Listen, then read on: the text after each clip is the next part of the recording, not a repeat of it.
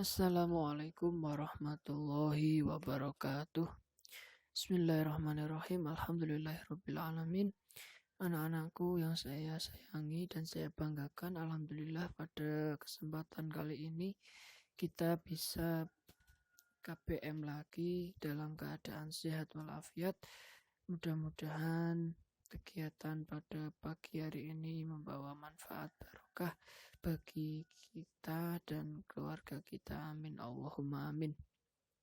Silahkan kalian buka LKS Prakarya halaman 30 bab 7.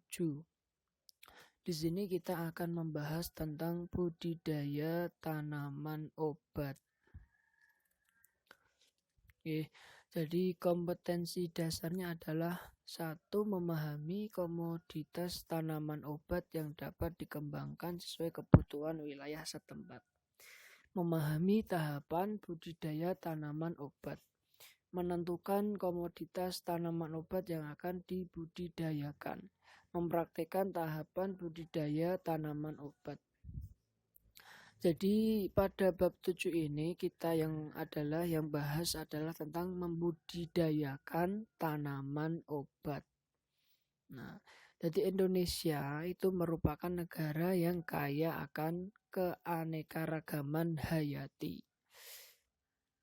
Banyak jenis tanaman yang dapat tumbuh di Indonesia seperti sayur-sayuran, buah-buahan, dan tanaman obat.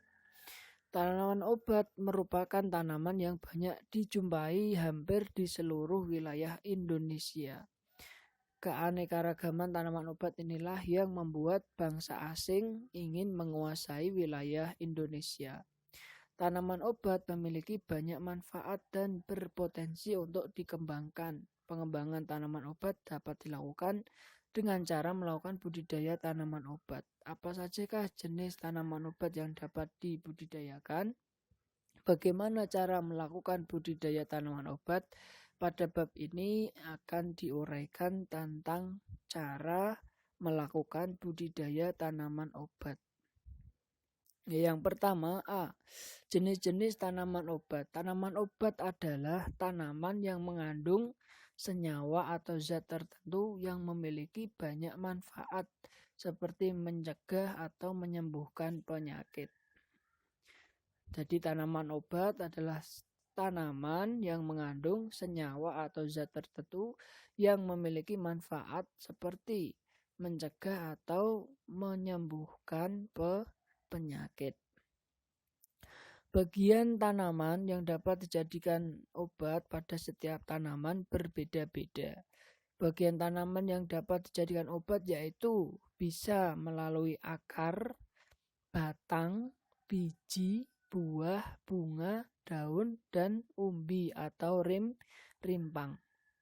Tanaman obat keluarga atau toga, tanaman obat keluarga itu disingkat toga.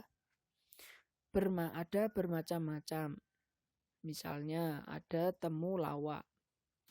Temulawak mengandung antioksidan yang bisa mencegah penggumpalan darah. Ini biasanya untuk mengobati diare, sakit kuning, perut kembung, mah, badan pegal-pegal. Kemudian ada jahe.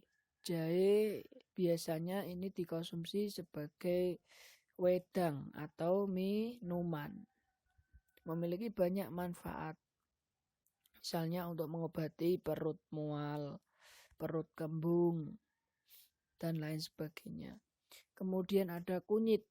Kunyit digunakan sebagai bumbu masakan. Kunyit juga bisa digunakan untuk mengatasi atau mengobati rasa gatal, membunuh virus, menurunkan panas, dan lain sebagainya. Kencur juga sebagai bumbu masakan. Selain itu dia juga bisa menjadi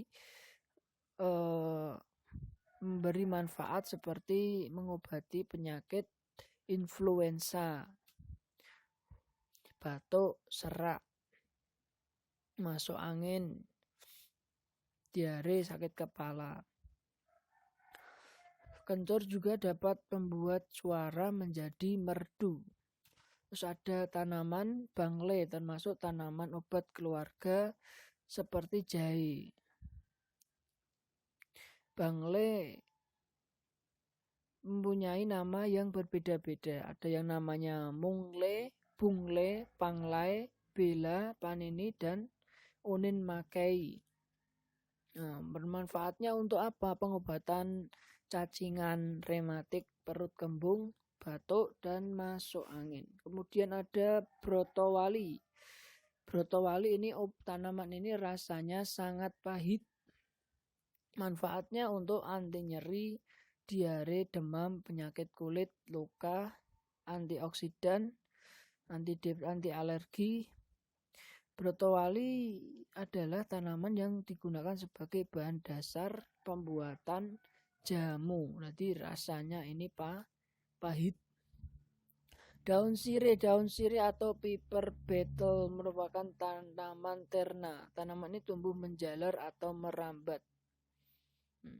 Biasanya untuk menyembuhkan luka kulit, obat saluran pencernaan, serta menguatkan gigi dan membersihkan tenggorokan. Nah, makanya kalau kamu masih punya mbah, itu senengane nginang. Lah iki mau nginangnya ini untuk membersihkan, menguatkan gigi, membersihkan tenggorokan. Mbah-mbah biasanya nginang nganggo daun sirih. Daun pacar Cina adalah tanaman yang digunakan untuk mengobati luka memar, bisul, dan keluar haid yang berlebihan. Bagian tanaman ini juga dapat mengatasi perut kembung, pusing, dan sulit untuk menelan. Daun kelor ini seperti berbentuknya bulat, seperti telur, ukurannya kecil, digunakan untuk sayur atau obat. Kemudian jintan hitam merupakan jenis tanaman obat yang bermanfaat sebagai antibakteri, anti jamur, analgesik, anti radang, antivirus, obat asma, obat alergi, obat gangguan kekebalan. Kemudian ada adas pulosari. Adas pulosari memiliki banyak manfaat, antara lain meredakan batuk, sakit perut, muntah. Ada kayu manis. Kayu manis adalah tanaman yang digunakan sebagai bumbu masakan. Selain itu juga dia bisa meringankan berbagai penyakit seperti jantung, radang sendi, perut kembung, dan lain sebagainya. Kapulaga, tanaman yang bisa diolah menjadi campuran jamu dan obat-obatan herbal. Misalnya untuk berkhasiat melancarkan sirkulasi darah dan menormalkan tekanan darah tinggi. Nah, jadi cocok untuk penderita hipertensi. Pegagan. Nah, pegagan ini bagian daun pegagan bermanfaat untuk mengobati penyakit sifilis, asma, dan psoriasis. Juga untuk mengobati ulkus lambung, epilepsi, diare, demam, atau panas. Kemudian ada mahkota dewa, memiliki nama latin Paleria macrocarpa. Mahkota dewa merupakan tanaman asli Indonesia, termasuk tanaman perdu yang dapat tumbuh subur di tanah gembur dan subur. Mahkota dewa memiliki umur dan tingkat produktivitas yang panjang. Manfaat dari mahkota dewa adalah untuk melancarkan peredaran darah, mengurangi kandungan kolesterol dalam tubuh, serta antioksidan dan anti alergi. Nah, untuk hari ini itu dulu. Minggu depan kita akan bahas tentang sarana, produksi, dan tahapan budidaya tanaman obat. Oke, demikian, kurang lebihnya maaf, mudah-mudahan manfaat barokah. Assalamualaikum warahmatullahi wabarakatuh.